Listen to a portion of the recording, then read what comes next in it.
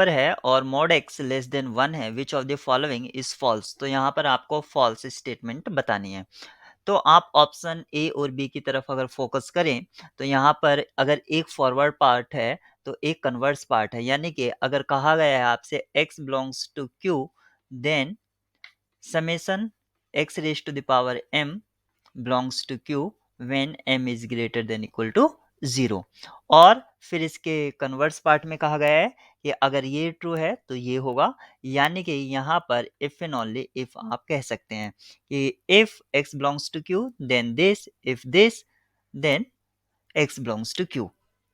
और option C में आपसे कहा गया है कि अगर x जो है रेशनल नहीं है तो ये जो सीरीज है ये भी q में बिलोंग नहीं करेगी है, क्यू में बिलोंग नहीं करेगी, यानी कि इसका जो सम है वो क्यू में बिलोंग नहीं करेगा।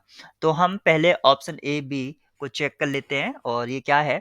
तो अगर मैं यहाँ पर ये जो सीरीज है x raise to the power m, अगर मैं इसको डायरेक्टली एक्सपेंड कर देता हूँ, जब m आपका जो है 0 और 0 से बड़ा है तो ये आएगा x की पावर 0 प्लस x की पावर 1 प्लस x की power 2 plus x cube plus and so on, और ये इक्वल टू होगा 1 plus x square plus and so on. यानी कि ये आप देख सकते हैं एक जियोमेट्रिक सीरीज है जिसका कॉमन रेशियो जो है आपका x है।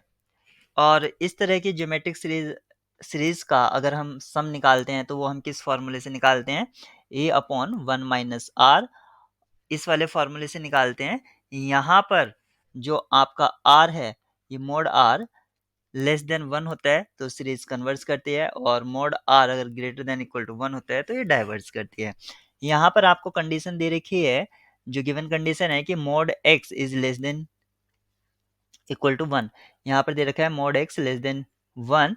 तो इस सीरीज का जो सम है वो क्या हो जाएगा 1 अपॉन 1 माइनस एक्स, और क्योंकि x आपका रेशनल है तो ये भी आपका क्या होगा, ये भी आपका एक रेशनल नंबर होगा। यानी कि अगर x एक रेशनल नंबर है तो इसका सम भी रेशनल होता है, और अगर सम रेशनल है तो x एक रेशनल नंबर है। तो यहाँ पर ऑप्शन ए और बी आपके ट्रू हो जाते हैं, लेकिन हमें यहाँ पर खोजना कौन सा था, जो फॉल्स है। इस हिसाब से आपका ऑप्शन सी करेक्ट होगा।